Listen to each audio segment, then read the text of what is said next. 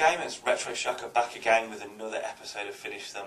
As you know from last week's episode, I've set myself the mammoth challenge of completing as many games as I can in 2015. As a ballpark and a goal, I've set myself at least one a week, which I thought was going to be easy, but this week really opened my eyes. If you haven't seen the first episode, which lays out the challenge, I'll pop a link below, so check it out and see what it's all about, and let me know how many you think I will actually manage to do this year by the rules that I've set myself. Like I said, this week I've been ridiculously busy. My days off this week out of work have been taken up with jobs and errands that have needed to be done for a while. So my game time was extremely limited.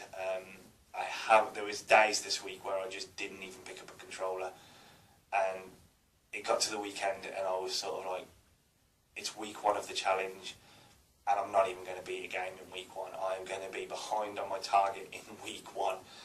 So if I'm honest, I actually felt pressure. Now I know that sounds ridiculous, but it's not that. I just didn't want to let myself down in week one, realistically. I know I could do, there'll be weeks when I'm off work where I can possibly beat 2 games or even more. But it was week one of the challenge and I really, really wanted to beat a game.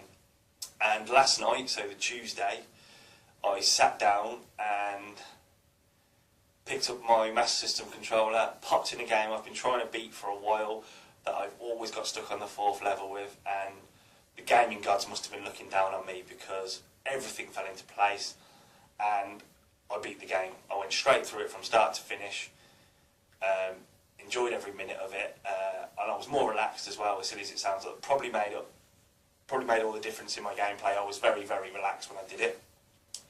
The game in question is Special Criminal Investigation. For those of you that don't know what it's about, you basically play a police officer that drives around catching bad guys. At the end of each level there's a boss that you have to use your gun to shoot, damage his car so he stops, and then you arrest him, and then you basically have to rescue the mayor's daughter and then take her back to the mayor. I'll pop a photo up here now of me with the end credits, like I said I would, to prove to you guys that that's what happened last night.